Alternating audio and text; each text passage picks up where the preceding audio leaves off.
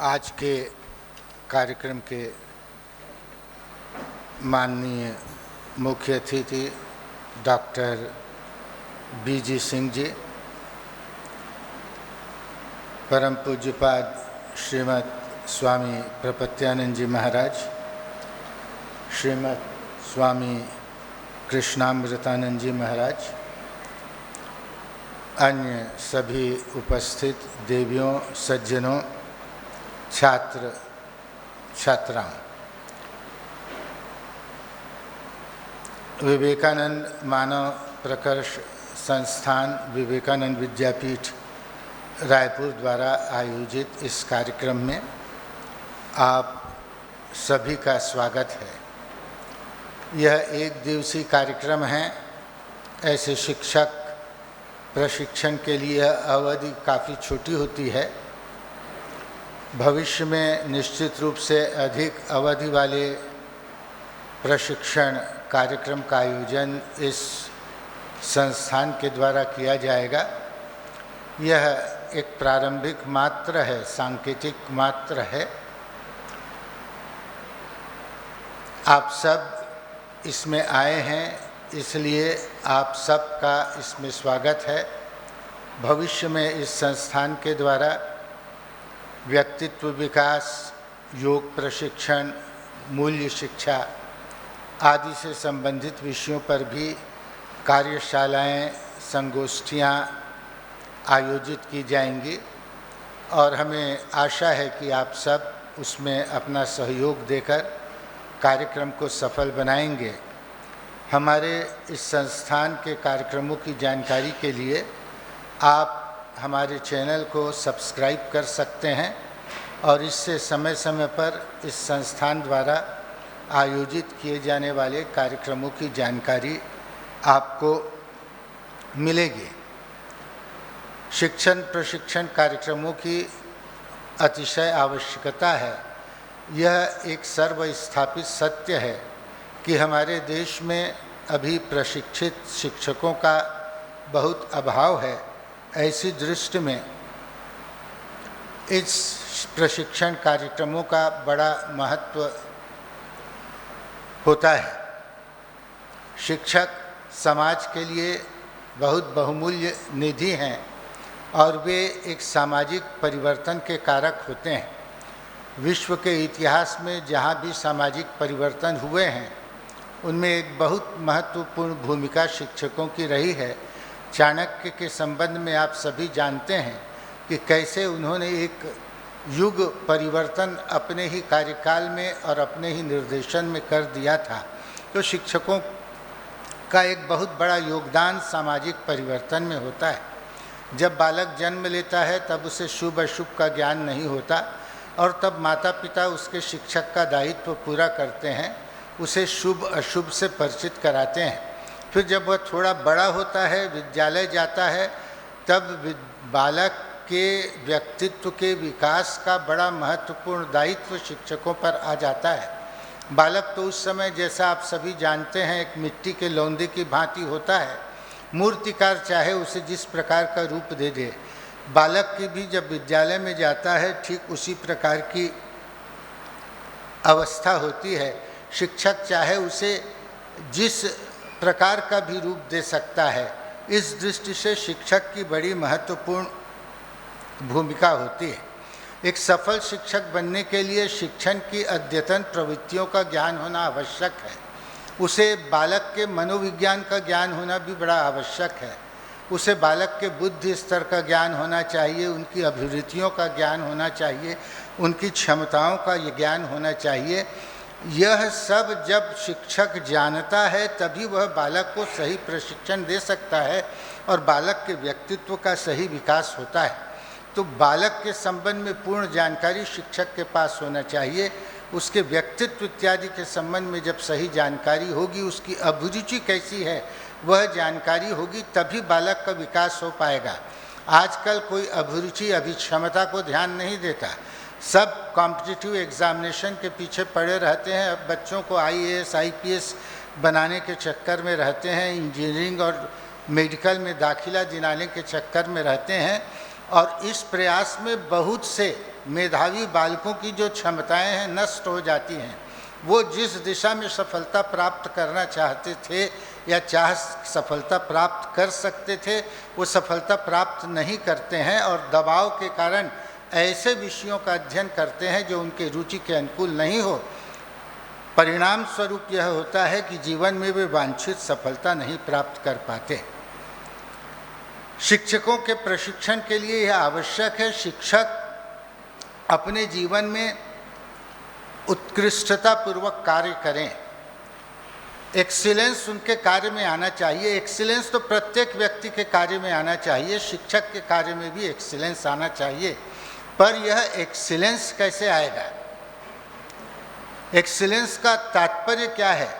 देखिए, जब आप शिक्षा शास्त्र में एक्सीलेंस को डिफाइन करने की चेष्टा करेंगे या प्रबंधन में जब आप एक्सीलेंस को डिफाइन करने की चेष्टा करेंगे तो अनेक प्रकार के डेफिनेशंस, अनेक प्रकार की परिभाषाएं आपको एक्सीलेंस के संबंध में, उत्कृष्टता के संबंध में मिल जाएंगी।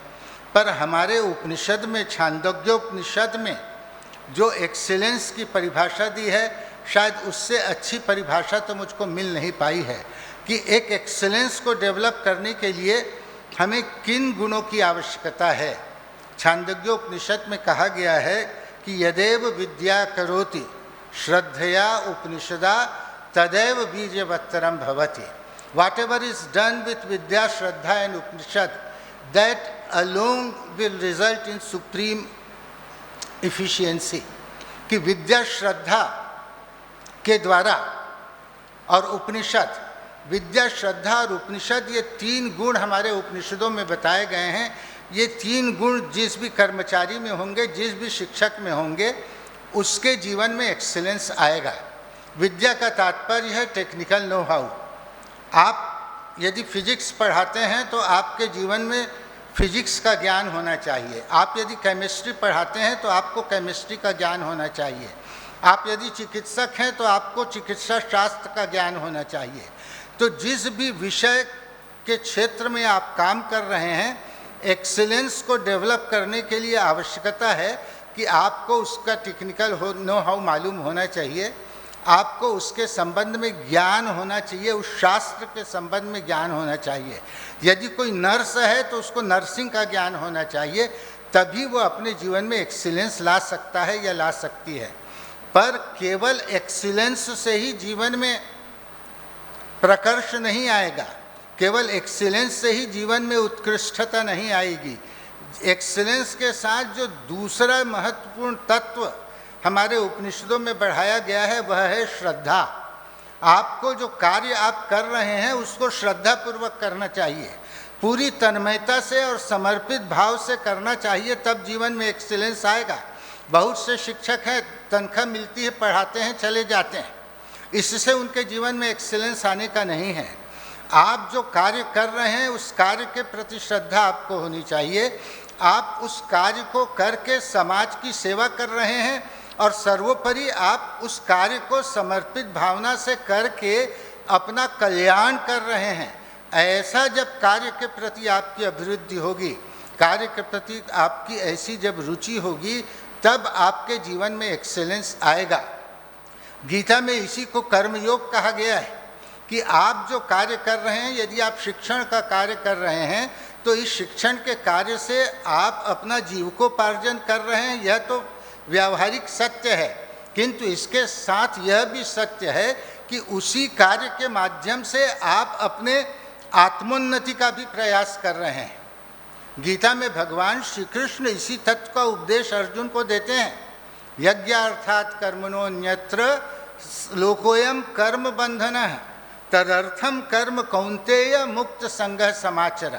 आप अनासक्त भाव से कर्म करिए, यज्ञ की भावना से कर्म करिए, आप पूजा की भावना से कर्म करिए। जैसे पुजारी जैसे समर्पित भाव से अपना कर्म करता है, कितनी तन्मयता से वह कर्म करता है, समय को भी भूल जाता है। जब कार्य के प्रति इस प्रकार का दृष्टिकोण हमारे जीवन में आएगा, तभी हमारे जीवन में एक्सीलेंस आएगा और इससे हमको दोहरा लाभ होगा।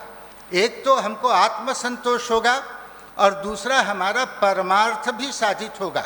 यदि हम उद्योग और व्यवसाय में काम कर रहे हैं तो उसकी उत्पादकता भी बढ़ेगी, तो यह कर्मयोग का एक शाश्वत सिद्धांत है।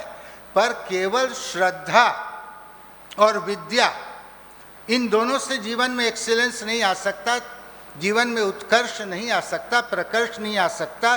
तीसरी जो आवश्यकता होती है वह है उपनिषद की। उपनिषद अर्थात चिंतन, गंभीर चिंतन। जब तक विषय के प्रति आपका चिंतन नहीं होगा तब तक आपके जीवन में उत्कर्ष नहीं आएगा। आपके जीवन में विद्या है, आपके जीवन में श्रद्धा है, किंतु यदि आपके जीवन में चिंतन नहीं है विषय के प्रति तो जीवन में उत्कर्ष नहीं आएगा। उस विषय के प्रति गंभीर चिंतन होना चाहिए। जब एक विषय के प्रति आप चिंतन करते हैं तो विषय जो है अपने स्वरूप को खोलकर आपके सम्मुख रख देता है। आप उसके प्रत्येक डिटेल्स को जान जाते हैं और हर बार जब चिंतन करते हैं तो विषय के अनेक रूप आपके सम्मुख सामने आते हैं। चिंतन से ही सारे आविष्कार होते हैं। न्यूटन ने क्या किया आप सब जानते हैं कि उसने सेब के फल को नीचे गिरते देखा, उसके मन में यह चिंतन आया कि यह फल नीचे गिरा क्यों, वो फल ऊपर क्यों नहीं चला गया। बस उसके इसी चिंतन ने संसार को गुरुत्वाकर्षण शक्ति के संबंध में बतलाया। उसी ने गुरुत्वाकर्षण शक्ति को जन्म दिया और एक कितनी बड़ी सेवा उस चिंतन से हो गई।